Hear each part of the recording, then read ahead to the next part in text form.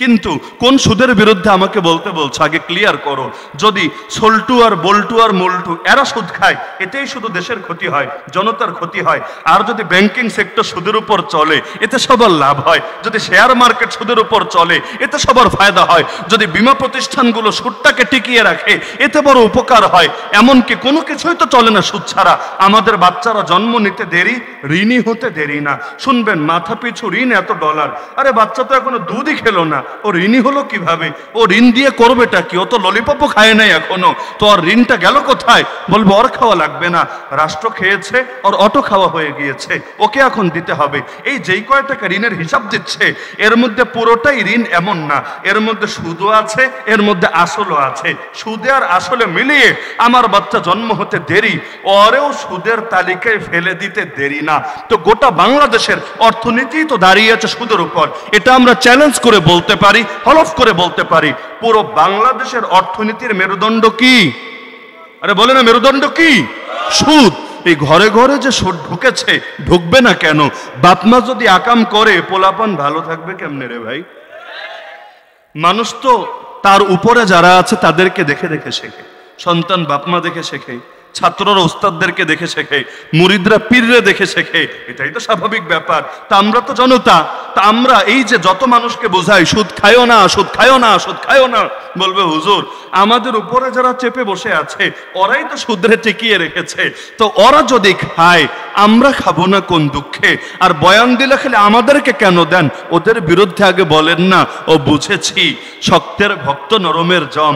আমরা দুর্বল বলে খালি আমাদেরকে আপনারা সুদের বয়ান দিবেন, আর গোটা দেশের অর্থনীতিটাকে যে বরবাদ করেছে এই সুদের উপর দাঁড় করিয়ে, এটা নিয়ে কিছু বলবেন না। তাহলে বোঝা যাবে আপনারা আসলে নবীর ওয়ারিসের হক আদায় করছেন না। না হলে তো দুটোর বিরুদ্ধেই বলতে হবে। আরে এই যেই দেশে মুসলমান প্রায় 90%, ওই দেশের অর্থনীতি সুদের উপর চলে কিভাবে? তাহলে ব্যক্তির উপরে, ব্যক্তি যদি পাপ করে তার একার উপরে আযাব আসবে, কিন্তু জাতি যদি পাপ করে, রাষ্ট্র যদি পাপ করে, গোটা রাষ্ট্রের উপর আযাব আসবে। এটা স্বাভাবিক ব্যাপার। আজকে বাংলাদেশে কত পেরেশানি, কত আযাব গজবের শিকার আমরা। তো এত কান্নাকাটি করে কি হবে? আরে তওবা, ব্যক্তির তওবা পরে, জাতির তওবা আগে। জাতীয় পাপের জন্য জাতীয় তওবা করা লাগবে। এখন পাপ করবেন জাতীয়ভাবে, তওবা করবেন ব্যক্তিগতভাবে, একজন, দুজন, 10 জন, 20 জন মিলে, আযাব আর গজব কিভাবে উঠবে? আর ইস্তিসকার নামাজ আদায় করবেন, যে বৃষ্টি হচ্ছে না, কয়জন মিলে আমরা বৃষ্টি প্রার্থনার নামাজ পড়ি। হ্যাঁ, অবশ্যই এর গুরুত্ব আছে, কিন্তু এর চাইতে বেশি গুরুত্ব কিসের জানেন? যাদের শক্তি আছে তারা শক্তি দিয়ে, যাদের জবান আছে তারা জবান দিয়ে, যাদের দিল আছে তারা দিল দিয়ে আগে বাতিলের টুটি চেপে ধরার জিকির করতে হবে। তো এখন সুদ নিয়ে বলতে চাইলে আগে তো আমাদের অর্থনীতির মেরুদণ্ড নিয়ে বলতে হবে। একইভাবে ধর্ষণ, কোন ধর্ষণের বিরুদ্ধে বলা হবে? শুধু জরিনা আর সল্টু মিলে একসঙ্গে জঙ্গলে চলে গিয়ে ধর্ষণের কাজ করেছে, এটার নামই ধর্ষণ। আর পতিতালয়ে যা চলে এটার নাম কি? বলবে না হুজুর যদি 2 জন রাজি থাকে তাহলে এটারও ধর্ষণ বলে না। আরে পতিতালয়ে যারা আছে সবাই রাজি আছে, তুমি জানলা কিভাবে? তোমার কি যাতায়াত আছে নাকি নিয়মিত সেখানে? কারণ পতিতালয় তো, এগুলো তো পত্রপত্রিকায় প্রায় আসে যে বিপুল পরিমাণ মেয়ে এমন আছে যাদেরকে পাচার করে দিয়েছে, অথবা কেউ আবেগে ঢুকেছিল কিন্তু এখন আর বের হতে দিচ্ছে না, অদৃশ্য একটা জেলের মধ্যে তাদেরকে আটকে রাখা হয়েছে। তো বাংলাদেশে এমন কোনো পতিতালয় নাই যেই পতিতালয়ে ধর্ষণ চলে না, এমন কোনো পতিতালয় নাই যেই পতিতালয়ে জুলুম চলে না। আর পতিতালয়ে তো শুধু শুধু এই কাজই না, বরঞ্চ সেখানে নেশাও চলে, সেখানে জুয়াও চলে। এই সমস্ত শয়তানের আখড়াই তো পতিতালয়গুলোকে বানিয়ে রাখা হয়েছে। তো যদি ধর্ষণের বিরুদ্ধে বলতে হয়, আগে তো এই দেশের কোটি কোটি জনতাকে নিয়ে পতিতালয় ভেঙে মাটির সাথে মিশিয়ে দিয়ে আসতে হবে। তাহলে ওগুলো নিয়ে বলা যাবে না, তাহলে আবার হুজুর ভালো না। হুজুরকে শুধু বলতে হবে ব্যক্তিগত পাপগুলো নিয়ে। অদ্ভুত ব্যাপার স্যাপার, এগুলোই কিন্তু এখন সমাজে চলছে। তো যে প্রসঙ্গে বলছিলাম যে এখন আমাদের জন্য কমন চ্যালেঞ্জ যেগুলো, এর বিরুদ্ধে ঐক্যবদ্ধভাবে রুখে দাঁড়াতে হবে। এই যে নাস্তিক্যবাদী যে ফেতনা আমাদের সামনে এসে দাঁড়িয়েছে এবং তারা জনগণের স্বার্থের বাইরে গিয়ে কাজ করছে। যেমন আপনারা কি চান আপনাদের ছেলে মেয়ে হয়ে যায়? সবগুলো শরীফ শরীফা হয়ে যাক, সবগুলো রাশেদ রাশেদা হয়ে যাক, সবগুলো মাহমুদ মাহমুদা হয়ে যাক? কি চান নাকি আপনারা? এটা তো কেউ চায় না। তো যদি কেউ না চায়, বা সারা দেশ মিলিয়ে হাতে গোনা 10-20টা মাথা মোটা চায়, বাকি কেউ না চায়, এটা শিক্ষা সিলেবাসে ঢুকলো কিভাবে? আমাকে বোঝান। গণতান্ত্রিক দেশের শিক্ষা সিলেবাস মানে কি? ওই দেশের অধিকাংশ জনগণের চেতনার প্রতিনিধিত্ব করবে। এটাই তো যুক্তির কথা, এটাই তো বিজ্ঞানের কথা, এটাই তো স্বাভাবিক দর্শনের কথা। তাহলে এই দেশের অধিকাংশ মানুষ চায় কি? যেমন বাংলাদেশের অধিকাংশ মানুষ ফিলিস্তিনের পক্ষে নাকি বিপক্ষে? আল আকসার পক্ষে না বিপক্ষে? তো অধিকাংশ মানুষ ফিলিস্তিনের পক্ষে থাকার পরও, আল আকসার পক্ষে থাকার পরও আমাদের সিলেবাসে আজও পর্যন্ত আল আকসার ইতিহাস কিন্তু ঢুকলো না, এই মাজলুম জাতির ইতিহাস কিন্তু ঢুকলো না। ঢুকলো কি? শরীফার শরীফা, যেগুলো এই দেশে চলেই না। এমনকি আগামী এক যুগ যদি দিন রাত মিলে ওরা সারাদিন মেহনত করে দাওয়াত দেয়, তবু আমি আমার পর্যবেক্ষণ এবং অভিজ্ঞতার আলোকে বলতে পারি ইনশাআল্লাহ ওরা এই দেশের অধিকাংশ মানুষকে খাওয়াতে পারবে না। হ্যাঁ, কিছু বড় বড় ভার্সিটিতে কিছু উচ্চ লেভেলের এলিট শ্রেণীর শিক্ষিতদেরকে ওরা ওদের দলে ভিড়াতে পারবে, কিন্তু এই তারাকান্দার ফুলপুরি এসে দাওয়াত শুরু করুক না নাস্তিকের বাচ্চারা, এই সাধারণ কৃষক শ্রমিক মজদুররাই পিটিয়ে সোজা করে দিবে। এখনো পর্যন্ত তৃণমূলে নাস্তিকদের সফলতার হার জিরো, একেবারেই জিরো। ওরা এসে যতই বুঝাক, যতই বিজ্ঞান দিয়ে বুঝাক, ফিলোসফি দিয়ে বুঝাক, কাজ হবে না। মানুষ কিছু ব্যাপারে আপোষ করে না। আজকে দেখেছি আপনাদের এখানে আসার আগে ফেনীতে ভিন্ন এক ধর্মের লোক, নাম নাই বলি, বেচারা আল্লাহর নবী সাল্লাল্লাহু আলাইহি ওয়াসাল্লামের সামনে গালিগালাজ শুরু করে দিয়েছে বাজারের মধ্যে। ভেবেছে যত যাই কিছু করুক না কেন, মুসলমান আর কি বলবে, মুসলমানের তেমনি পায়ের তলায় মাটি নাই, তো যত যাই কিছু করুক পাবলিক মনে হয় তারা কিছু বলবে না। ভিডিও হয়তো আপনারা ইতিমধ্যে অনেকে দেখেছেন, এমন ভাবে সাইজ করে দিয়েছে মরণের আগের দিনও ওর এই স্মৃতি স্মরণ আসলে ব্যথায় কুকড়ে উঠবে। মুসলমান সব ব্যাপারে আপোষ করে না। আল্লাহ এবং তার রাসূলের শানে কেউ যদি গুস্তাখি করে মুখ বন্ধ রাখতে পারে না।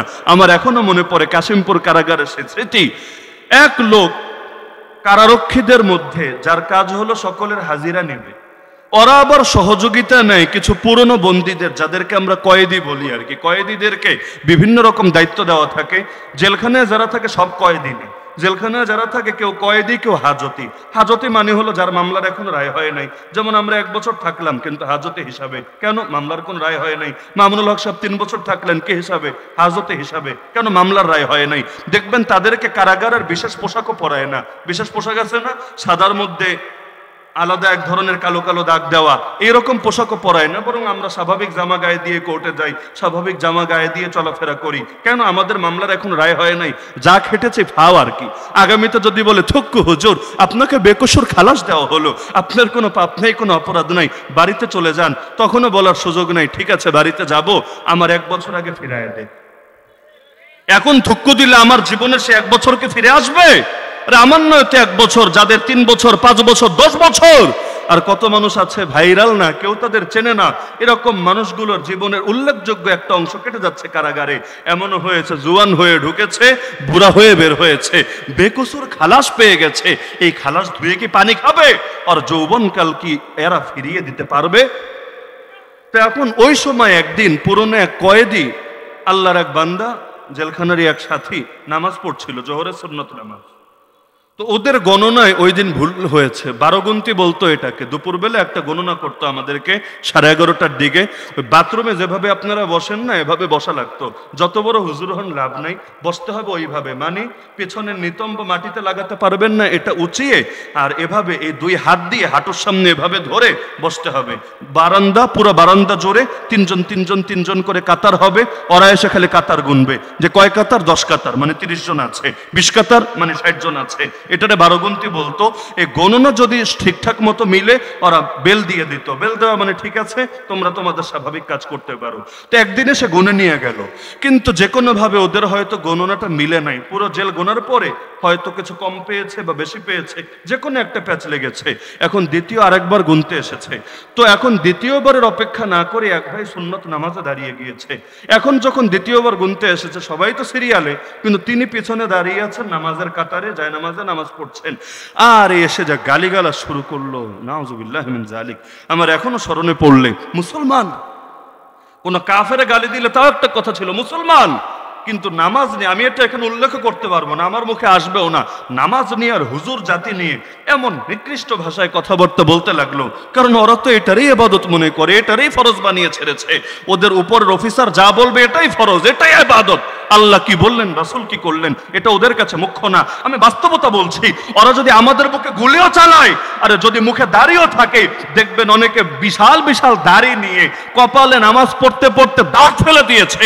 এইরকম লেবাস নিয়ে গুলি যখন চালায়, কোনো ভিডিও ফুটেজ পেলে দেখবেন ওদের বুকটা পর্যন্ত কাঁপে না, চেহারার মধ্যে কোনো পাপবোধ, কোনো অপরাধ বোধ পর্যন্ত জাগে না। আরে বাংলাদেশের শ্রেষ্ঠ শ্রেষ্ঠ আলেমদের হাতে হাত করা লাগিয়ে যখন তাদেরকে টেনে হিচড়ে নিয়ে যায়, অথবা কোমরে গরুর রশি বেঁধে তাদেরকে গরুর মতো টেনে টেনে নিয়ে কোর্টে হাজির করায়, ওদের চেহারাগুলো শুধু দেখবেন, কোনো ভাবান্তর, কোনো অপরাধ বোধ দেখতে পারবেন না।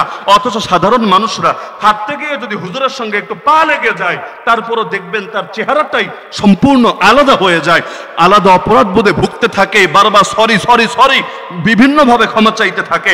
আল্লাহর কাছেও ক্ষমা চায়, বান্দার কাছেও ক্ষমা চায়। তার ভয় লাগে, না জানি তার এই বেয়াদবির কারণে, অসতর্ক ভুলের কারণেই আল্লাহর গজব নেমে আসে।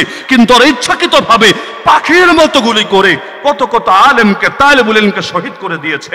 একটারও হাত কাঁপে না, বুক কাঁপে না। কিসের জন্য? কেন জানেন? ওদের ব্রেইন ওয়াশ করে দেওয়া হয়েছে, মগজ ধোলাই করে দেওয়া হয়েছে, ওদেরকে বুঝ দেওয়া হয়েছে তোদেরকে যে আদেশ করা হবে সেটা মান্য করাই তোদের জন্য ফরজ, আর এটা লঙ্ঘন করা তোদের জন্য হারাম। সুতরাং কিয়ামতের দিন যদি আল্লাহর কাছে মুক্তি পেতে চাস, তোদেরকে তোদের ডিউটি পালন করতে হবে। এর জন্য নামাজ ছাড়া লাগলে ছাড়বি, দাড়ি কোরবান করা লাগলে করবি, তাওহীদ জনতার বুকে গুলি চালানো লাগলে চালাবি, কোনো সমস্যা না। বরঞ্চ তোদের জন্য এর বিপরীত করাটা হারাম আর কবিরা গুনাহ। এই ব্রেইন ওয়াশ করিয়েই এই ইসরায়েলের যে বাহিনী যুদ্ধ করছে ফিলিস্তিনে, এদের মধ্যে অনেকগুলো মুসলমান আছে, অনেকগুলো। মাঝে মধ্যে দেখবেন ওরা নামাজ পড়ছে, এই ছবি নেট দুনিয়ায় ভাইরাল হচ্ছে। নেটিজেনরা অবাক, আরে কি রে, সারাদিন মুসলমান মেরে আবার নামাজের কাতারেও দাঁড়িয়েছে, কাহিনীটা কি? হ্যাঁ, ব্রেইন ওয়াশ করে দেওয়া হয়েছে। এই ব্রিটিশদের সফলতা এখানে, ওরা ডিভাইড অ্যান্ড রুল এই পলিসিটাকে ভালো মতো অ্যাপ্লাই করতে পেরেছে, মুসলমানকে মুসলমানের দুশমন বানিয়ে ছেড়েছে। আল্লাহর কসম, এ আমাদেরকে যদি কাফেররা এসে মারতো, নাস্তিকরা এসে মারতো, মনে ততটা দুঃখ লাগতো না যখন দেখি মুসলমানরা এসে আমাদেরকে মারছে। তার নেম প্লেটেও মুসলমানের নাম, আমার নামও মুসলমানের নাম। দরকার তো ছিল সে আমাদেরকে মাথায় তুলে রাখবে। তারাই এসে আমাদেরকে কেন মারছে? কারণ আমার ভাইকে আমার দুশ্মন বানিয়ে ছেড়েছে ব্রেইন ওয়াশ করে করে। এই ব্রিটিশরা চলে গিয়েছে 47-এ, তাতে কি? আজ 2024-এও ওদের রাজত্ব শুধু বাংলাদেশ না, শুধু ইন্ডিয়া না, শুধু পাকিস্তান না, এই গোটা সাম্রাজ্যবাদ যেখানে যেখানে চালিয়েছে এই পুরো অঞ্চলে ওদের রাজত্ব আজও চলছে। বলবেন কিভাবে? ওদের বাহিনী তো নাই, তাহলে চলছে কিভাবে? আরে বাহিনী লাগবে না, যে বীজ ওরা লাগিয়ে গিয়েছে সেই 190 বছর ধরে, ওই চারাগুলোই বড় হয়ে এখন পুরো অঞ্চলটাকে শাসিয়ে বেড়াচ্ছে। এখন মুসলমান ইসলামের কথা সইতে পারে না, মুসলমান কোরআনের কথা সইতে পারে না। আরে বড় দুঃখ লাগে যখন দেখি এই মুসলমানরাই ইসলামের কথাকে বন্ধ করার জন্য পর্যন্ত ষড়যন্ত্রে নামে। দেখেন না, গান বাজনা করতে গেলে সমস্যা নেই, যাত্রাপালা করতে গেলে সমস্যা নেই, মাহফিল করতে গেলে সমস্যা শেষ নেই। উপরন্তু সবচাইতে বেশি দুঃখে লাগে, আপনারা সাক্ষী থাকতে পারেন, আর কথা মিডিয়ায় গেলে তো গোটা জাতিয়ে জানবে, যখন দেখি অনেক নামধারী হুজুররা পর্যন্ত কোরআনের মাহফিলের বিরোধিতা করে। বলবেন কিসের জন্য? কারণ নামধারী শব্দ থেকেই বুঝে আসছে কিসের জন্য। তার মুখোশ হয়তো খুলে যাবে, তার স্বার্থ হয়তো এখানে লঙ্ঘন হবে, অথবা সে যেই দলের বা যেই ব্যক্তিদের দালালি করে তারা হয়তো মাইনকা চিপায় পড়বে। এজন্য নিজের হুজুর পরিচয় দিয়ে, নবীর ওয়ারিস পরিচয় দিয়ে পর্যন্ত নবীর ওয়ারিসদের বিরোধিতা করে। যত আলেমরা কারাগারে জেল খেটে এসেছে, আপনারা গিয়ে ইন্ডিভিজুয়াল ভাবে জিজ্ঞাসা করে দেখেন না যে তাদেরকে ফাঁসানোর পেছনে জাতিবাহীদের অবদান আছে নাকি নেই। অনেকে বলে না হুজুর, এগুলো গোয়েন্দা সংস্থারা আপনাদেরকে উস্কে দেওয়ার জন্য বুঝ দেয়, মাথায় বুঝ ঢুকায় দেয়। আসলে এমন ব্যাপার স্যাপার না। তা আমি দোয়া করি না, তবে একটা কথা বলি, আল্লাহ আপনাদেরকে জেল না খাটাক, আগেই বলেছি আমি দোয়া করি না, আমি চাই না কেউ জেলে যান। তো জিন্দগিতে কখনো যদি ওই রকম হিংসার শিকার হয়ে যদি ওই ঘাট পাড়ি দেওয়া লাগে, তখনই বুঝবেন যে তলে তলে কার শিকড় কোথায় গিয়ে কাজ করে, কে কিভাবে তথ্য সাপ্লাই করে, নামের তালিকাগুলো কিভাবে হয়, কিভাবে এক একজনকে গর্ত থেকে পর্যন্ত বের করে এনে এনে চালান দিয়ে দেয়, এগুলোর পেছনে কি কি রহস্য কাজ করে জিন্দগিতেও বুঝতে পারবেন না, নিজে ওই অভিজ্ঞতার সম্মুখীন না হলে। অতীত ইতিহাসে পড়ে দেখেন না, বুখারের ইতিহাস পড়েন, সমরকন্দের ইতিহাস পড়েন, আরাকানের ইতিহাস পড়েন, সুলতান সালাহুদ্দিন আইয়ুবীর ইতিহাস পড়েন, আরে কোন জামানের ইতিহাস দেখবেন, ওমর মুখতারের মতো মহান মহান বীর, যাকে আজও পর্যন্ত পশ্চিমা বিশ্ব পর্যন্ত কদর করতে বাধ্য হয়, Narasimha, the lion of the desert, সকলে এক নামে যাকে চেনে, সে ওমর মুখতারের বিরুদ্ধে তার জামানার শ্রেষ্ঠ শ্রেষ্ঠ কয়েকশো আলেম ফতোয়া জারি করেছে সে একজন জঙ্গি, তার নিধন করা ফরজ। মোল্লা ওমরের বিরুদ্ধে কয়টা ফতোয়া দেখতে চান? পর্যাপ্ত ফতোয়া মজুদ আছে।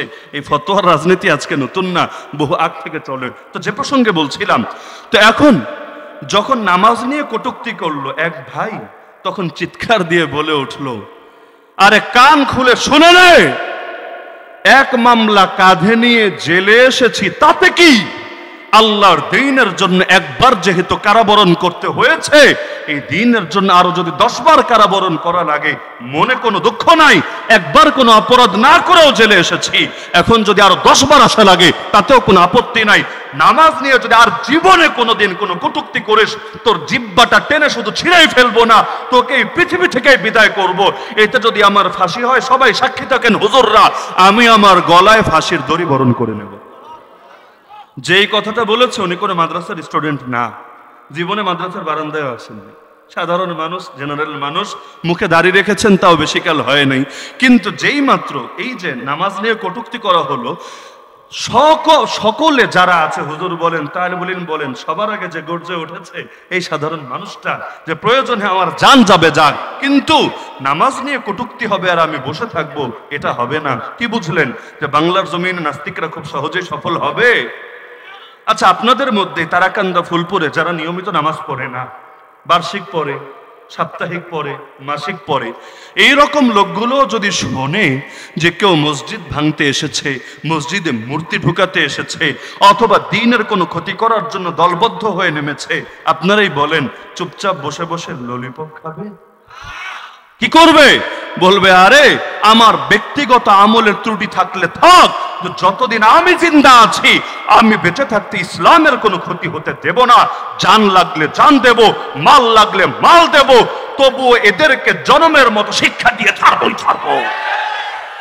তো এই কারণে নাস্তিক্যবাদী এই যে ফিতনাটা, যদিও আমি আশাবাদী ইনশাআল্লাহ ইনশাআল্লাহ তারা এই জমিনে তৃণমূলে সফল হবে না, কারণ ওরা শিকড় বিচ্ছিন্ন, আর ইসলাম এই মাটির শিকড়ে শিকড়ে মিশে আছে। যতই উঠাতে চাক ওরা পারবে না, উল্টো ওরাই উঠে যাবে। তবে ওরা এই যে গোপন গোপন ষড়যন্ত্রগুলো করবে, কখনো দেখবেন শরীফ শরীফা ঢুকিয়েছে, কখনো বান্দর তত্ত্ব ঢুকিয়েছে।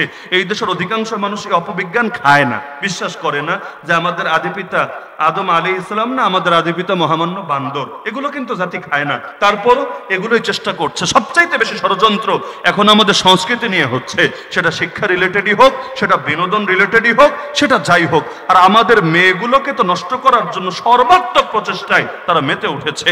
যেই অভিভাবকরা সচেতন না, তাদের মেয়েরা তাদের অজান্তেই বরবাদ হয়ে যাচ্ছে। পত্রিকায় 2 সপ্তাহ আগে এসেছে বাংলাদেশের 68,000, একজন দুজন না, 68,000 মেয়ে ইতিমধ্যে ভারতের বিভিন্ন পতিতালয়ে পাচার হয়ে গিয়েছে। পত্রিকা 68,000 লেখার মানে বোঝেন?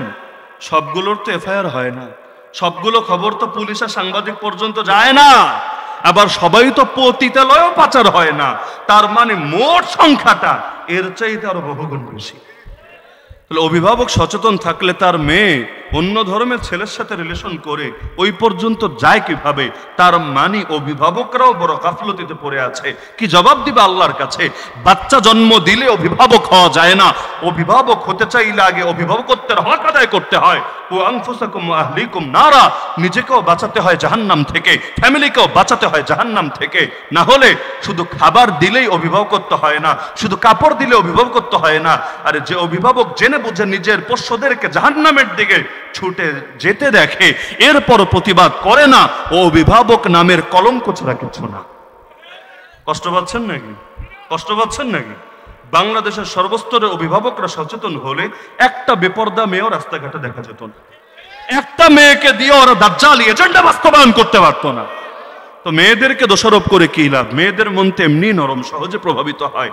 যতটা না দোষ ওদের, এর চাইতে মোটেও কম দোষ নয় অভিভাবকদের। অভিভাবকগুলো মানুষ হোক, ওরা দেখবেন এমনি মানুষ হয়ে গিয়েছে।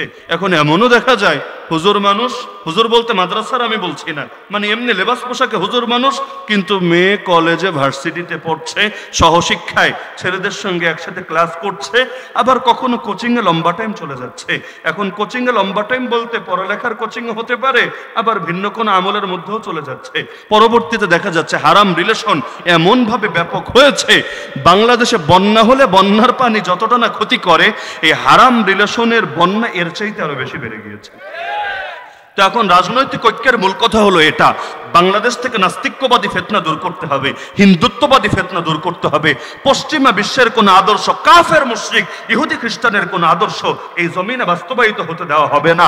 আর শুধু এই অঞ্চল বলেই কথা না, ভারত হোক, পাকিস্তান হোক, এই পুরো অঞ্চলের যত মুসলমান আছে, এদের উপর যারা নতুন করে আগ্রাসন আর সাম্রাজ্যবাদ কায়েম করতে চাচ্ছে, সকলে মিলে একজোট হয়ে ওদেরকে চরম শিক্ষা দিয়ে দিতে হবে। আবারও 800 বছরের সেই আলোকিত শাসনকে এই অঞ্চলে ফিরাতে হবে। এটাই হলো রাজনৈতিক ঐক্য। রাজনৈতিক ঐক্যের দরকার আছে নাকি নাই? আমি আগেই বলেছি রাজনৈতিক ঐক্য দ্বীনের জন্য, এটা ক্ষমতায় যাওয়ার আশা ওই বিষয়ে সংক্রান্ত না, বরঞ্চ দ্বীনের জন্য। তো এই রকম ঐক্যে সবাই আবদ্ধ হওয়া দরকার না? আরে বলে না সবাই দরকার না? মনে করেন আমি কওমি মাদ্রাসার, আপনি আলিয়া মাদ্রাসার, তাতে কি? মনে করেন এই ভাই তাবলীগের আর আপনি কোন পীর সাহেবের মুরিদ, তাতে কি? মনে করেন তিনি আপনার দৃষ্টিতে ওয়াহাবি আর তার দৃষ্টিতে আপনি সুন্নি, তাতে কি? মনে করেন তিনি আওয়ামী লীগ করেন, আপনি বিএনপি করেন, উনি জাতীয় পার্টি করেন, উনি জামাত ইসলাম করেন, উনি জাসদ করেন, উনি বাসদ করেন, তাতে কি? কিন্তু এই ব্যাপারে যে দ্বিমত করবে তাকে মুসলিম বিশ্বের মধ্যে একটা ক্যান্সার মনে করতে হবে। কারণ গোটা দুনিয়ার মুসলমান একই সংকটের মুখে পড়েছে, একই সংকটের মুখে। কি সেটা? মুসলমান আছে, ইসলামী শাসন নাই। মুসলমান জিন্দা আছে, কিন্তু ইসলাম সারা দুনিয়ার মধ্যে রাষ্ট্রীয়ভাবে জিন্দা নাই। এমনকি মুসলমানদের 57টা দেশ আছে, কিন্তু এর মধ্যে এক আফগানিস্তান বাদ দিলে বাকি কোন জায়গায় ইসলামের শাসন 100% চলে বলেন আমাকে? তাহলে এই রাজনৈতিক ঐক্যে সকলকে আবদ্ধ হতে হবে, এই দাওয়াত ব্যাপক করতে হবে। আরে তুমি আহলে হাদিস, আমি হানাফি, তুমি সুন্নি, আর তোমার দৃষ্টিতে আমি ওয়াহাবি, তুমি লামাযহাবি, আমি মাযহাবি, আরে হোক না, এগুলো আপন জায়গায় ইখতিলাফ চলেছে, চলছে, চলতে থাক, ব্যাপার না। এগুলো আলেম ওলামার মধ্যে সীমাবদ্ধ থাকবে, কিন্তু আমাদেরকে বাতিলের বিরুদ্ধে একসঙ্গে ময়দানে নামতে হবে। যদি না নামো, না তুমি থাকবা না আমি থাকবো। জিলাপি খাবা কেমনে? জিলাপি খাওয়ার জন্য তোমার হাতে তো বাকি রাখবে না। আরে তুমি হাত কই বাঁধবা এটা নিয়ে টেনশনে, নাভির উপরে না নাভির নিচে? হাত থাকলে না তুমি বাঁধবা, হাতে যদি গোড়া দিয়ে কেটে দেয় বাঁধবা কিসে? তাহলে আগে তো হাত বাঁচাতে হবে, তারপর কোথায় বাঁধবা এটা নিয়ে টেনশন পরেও করা যাবে। তাহলে কি বুঝলেন? যে ইখতিলাফ যদি থাকে সেটা আদর্শিকভাবে ইলমি ইখতিলাফ থাকবে, কিন্তু মৌলিক কিছু বিষয় একমত হওয়া লাগবে। যদি একমত না হন, শিক্ষা সিলেবাস আগামী কয়েক বছরের মধ্যে আমেরিকার চাইতেও নিকৃষ্ট হবে। যদি একমত না হন, তাহলে দেখবেন আপনাদের ছেলে মেয়েগুলোই আপনাদের দুশ্মনে পরিণত হয়েছে, শয়তানের গোলাম হয়ে আল্লাহর গোলামদেরকে দুনিয়া থেকে বিদায় করে দিতে চাচ্ছে। এক শ্রেণীর মানুষ যেমন বাংলার জমিনে থেকে হুজুরদের সহ্যই করতে পারে না, তাদের নামগুলো শুনলে পর্যন্ত তেলে বেগুনে জ্বলে ওঠে। এই রকম সংখ্যাটা শুধু বাড়বে আর বাড়বে। তো ঐক্যের 1 নম্বর ভাগই হলো রাজনৈতিক ঐক্য। এই রকম ঐক্যে সবাই আবদ্ধ হতে রাজি আছেন তো ইনশাআল্লাহ? আমি আবারও ক্লিয়ার করে দিচ্ছি যে রাজনৈতিক ঐক্য মানে ওই আওয়ামী লীগ বিএনপির রাজনীতি বলতে যা বোঝায় যে কোনো এক দলে ক্ষমতায় যাবে, এক দল ক্ষমতা থেকে নামাবে, আমি ওই ঐক্যের কথা বলছি? আরে ঐক্যের কথা বলছি যে ক্ষমতাসীনদের পক্ষে ঐক্য বা বিরোধীদের পক্ষে ঐক্য না। ওটা আমার চ্যাপ্টার না, আর ওটা ওয়াজ মাহফিলের আলোচ্য বিষয় হবেও না। এটা ওয়াজ মাহফিলের বিষয়ই না, ওটা আপনার রাজনৈতিক সমাবেশে গিয়ে বোঝাপড়া করেন গিয়ে। আমি রাজনীতি করিও না, এগুলো নিয়ে আমার ন্যূনতম আগ্রহ কাজ করে না। কিন্তু আমি যেই রাজনৈতিক ঐক্যের বার্তা দিচ্ছি সেটা হলো সারা দুনিয়ায় আল্লাহর জমিন, আল্লাহর দ্বীনকে জিন্দা করার প্রয়োজন ঐক্য। রাজি আছেন তো ইনশাআল্লাহ? বর্তমানে মুসলমানরা সারা দুনিয়া ছড়িয়ে ছিটিয়ে থাকলেও তাদের দুশমন দেখবেন এক। তো দুশমন যদি এক হয়, বন্ধুও তো এক হওয়া লাগবে। যেমন আমেরিকা সারা দুনিয়া যত মুসলমান আছে সবার স্বার্থই নষ্ট করে নাকি করে না? আরে বলেন না, করে নাকি করে না? ইসরায়েল শুধু এক ফিলিস্তিনে আগ্রাসন চালায় নাকি সারা দুনিয়ার মুসলমানদের স্বার্থই নষ্ট করে? তাহলে ওদের বিরুদ্ধে আপনি বাংলাদেশেই থাকেন আর ফিলিস্তিনে থাকেন, সৌদিই থাকেন আর কানাডাই থাকেন, আপনার একমত হওয়া লাগবে নাকি লাগবে না? অবশ্যই লাগবে। আল্লাহই বলে দিয়েছেন ওয়াকাতিলুহুম হাত্তা লা তাকুনা ফিতনা ওয়া ইয়াকুনা আদ-দীনু কুল্লুহু লিল্লাহ। লড়াই চলবে ওদের বিরুদ্ধে যতদিন না ফিতনা নির্মূল হয় পৃথিবী থেকে, আর দিন একমাত্র আল্লাহর জন্য প্রতিষ্ঠিত না হয় ততদিন পর্যন্ত লড়াই বন্ধ করা যাবে না, লড়াই চালিয়ে যেতে হবেই হবে। হ্যাঁ, এখন একটা প্রশ্নের জবাব দিয়ে দিচ্ছে যে হুজুর, এর বাইরে আসলে ঐক্যের বন্ধনে আবদ্ধ করা সম্ভব? আমি বলবো না, সম্ভব না, আর সবার প্রয়োজনও নাই। উহুদ যুদ্ধে নবী 1000 জনকে নিয়ে বের হয়েছিলেন, রাস্তায় 300 জন নাই গেল কোথায়? পোল্টে মেরে ফিরে এসেছে। এরা কারা? সবগুলো মুনাফিক। তাতে কি, বাকি 700 জনকে নিয়েই কিন্তু বিজয়ী হয়েছেন।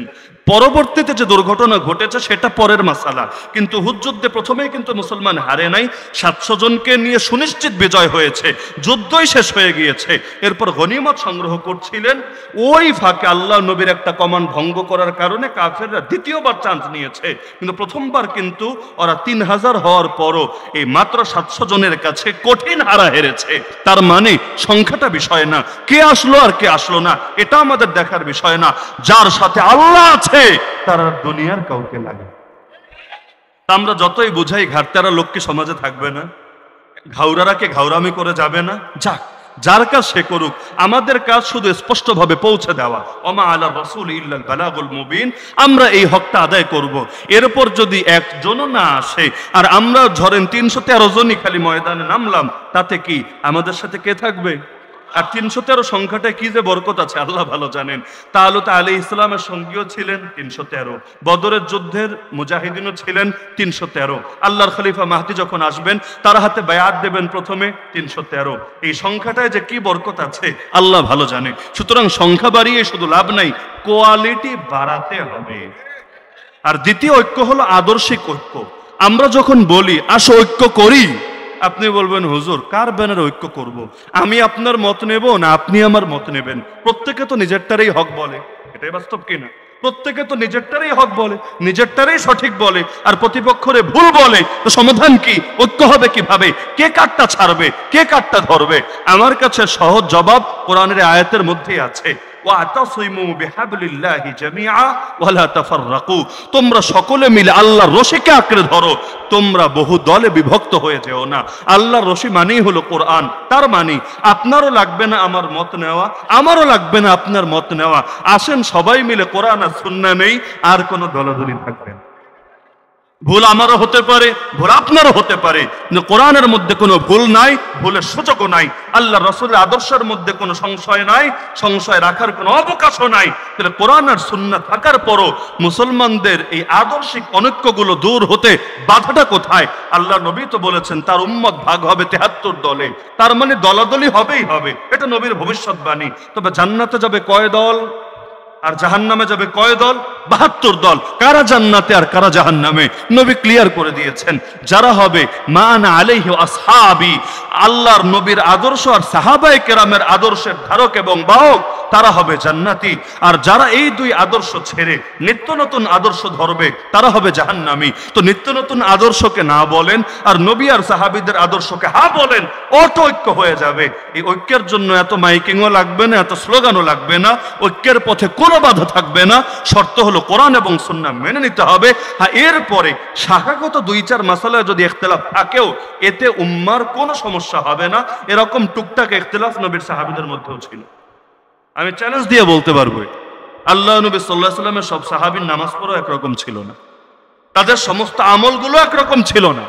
যেখানে দলিলের মধ্যেই মতভিন্নতার সুযোগ আছে। কিভাবে?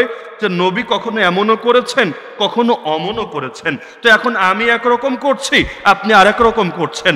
আমার মতের পক্ষেও বিশুদ্ধ হাদিস আছে, আপনার মতের পক্ষেও বিশুদ্ধ হাদিস আছে। তো একটারে ধরতে গিয়ে আরেকটা ছাড়তে হবে কোন দুঃখে?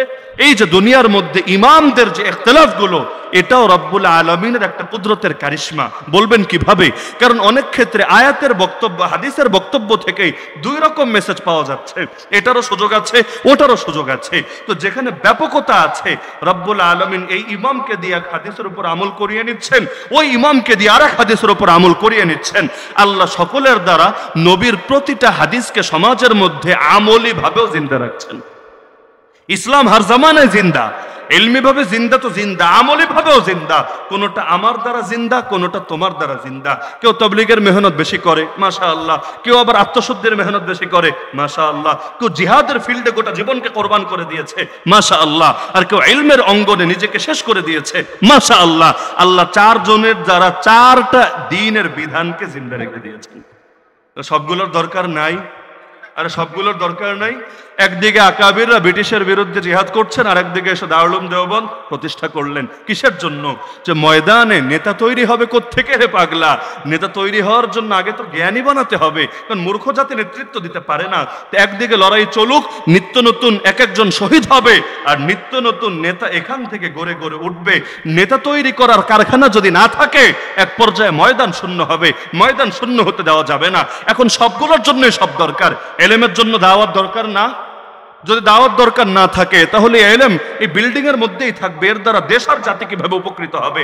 আবার দাওয়াত যদি এলেম শূন্য হয়, ওই দাওয়াতের দ্বারা ফিতনা ছাড়া আর কি বাড়বে? তাহলে সবগুলোর জন্যই তো সব লাগবে। সুতরাং আদর্শিক ঐক্যবদ্ধ হওয়ার জন্য, দলাদলি মতামতি সমাধানের জন্য একমাত্র তরিকা হলো কোরআন এবং সুন্নাহর আলোকে সমাধান নিতে হবে।